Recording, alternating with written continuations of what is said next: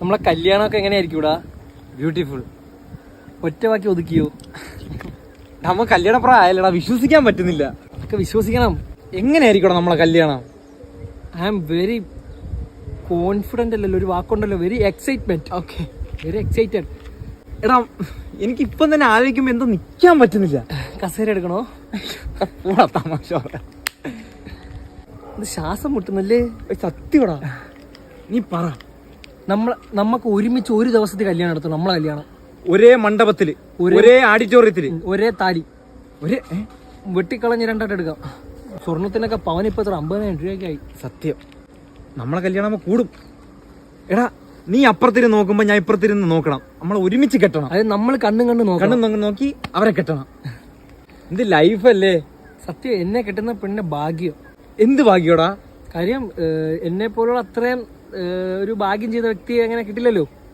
എടാ എങ്ങനെ മനസ്സിലായില്ല? എടാ എന്നെ പോലെ ഭാഗ്യം ചെയ്ത ഒരു വ്യക്തി അവർക്ക് കിട്ടാൻ പാടല്ലേ? അതെന്താ? എടാ അത് നീ കേട്ടിട്ടങ്ങ് മിണ്ടാതിരിക്കുന്നില്ലേ നല്ലത്. കൂടെ വാ. എടാ കെട്ടിക്കഴിഞ്ഞിട്ടുള്ള ആ ഒരു രീതിയൊക്കെ എങ്ങനെയായിരിക്കും ഇവിടെ? കെട്ടിക്കഴിഞ്ഞ ആളിയാ പിന്നെ ഹണിമൂൺ എവിടെ പോണോടാ? നമുക്ക് ഒരുമിച്ച് പോണം. ഒരുമിച്ച് പോണം. ഒരു റൂമിൽ കിടക്കണം. ഒരു റൂമിലാ? ഒരു റൂമിൽ 2 കട്ടില്.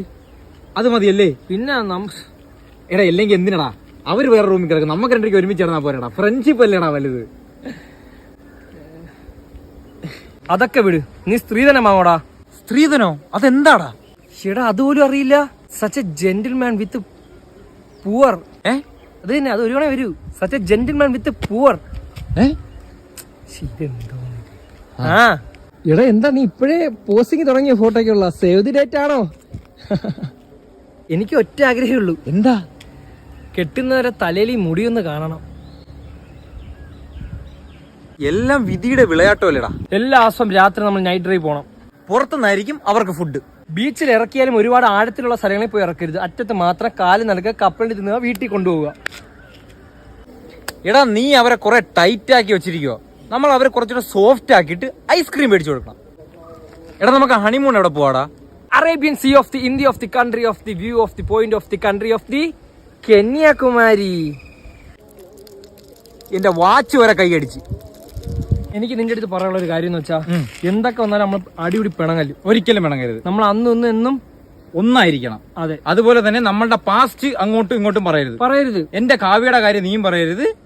നീ എന്റെ കാവ്യയുടെ കാര്യം പറഞ്ഞാൽ ഞാൻ എന്റെ രേവതിയുടെ കാര്യം പറയില്ല. കാവ്യ എന്റേതല്ലേ ബ്രോ? ഓ, രേവതിയുടെ കാര്യം ഞാനും പറയില്ല. എടാ അവിടെയും കാവ്യ ഉണ്ടാ? 2 കാവ്യ. അതെന്തേലും ആവട്ടെ. അപ്പൊ ചിഞ്ചുവിന്റെ കാര്യവും പറയരുത്, മഞ്ജുവിന്റെ കാര്യവും പറയരുത്. നമ്മളെ പാസ്റ്റ് ഇട്ട് അവരുടെ അടുത്ത് പറയരുത്. അജ്മിയുടെയും ഫാത്തിമയുടെ കാര്യം നീ പറയല്.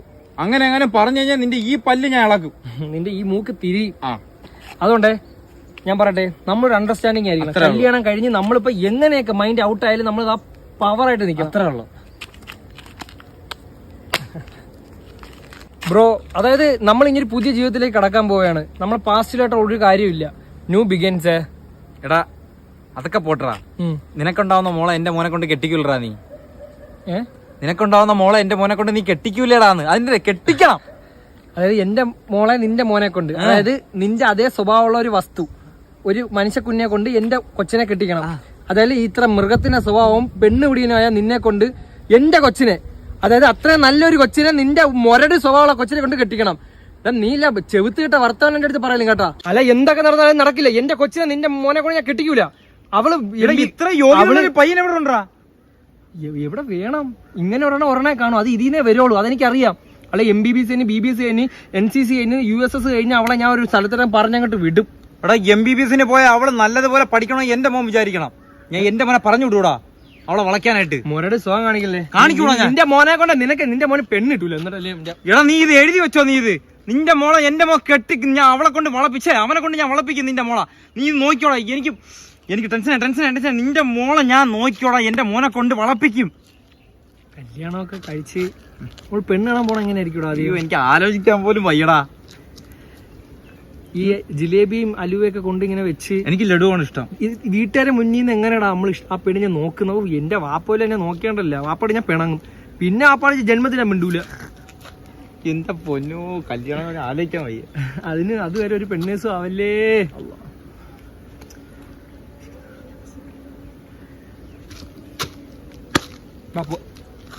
സല്യൂട്ട് അടിച്ചു.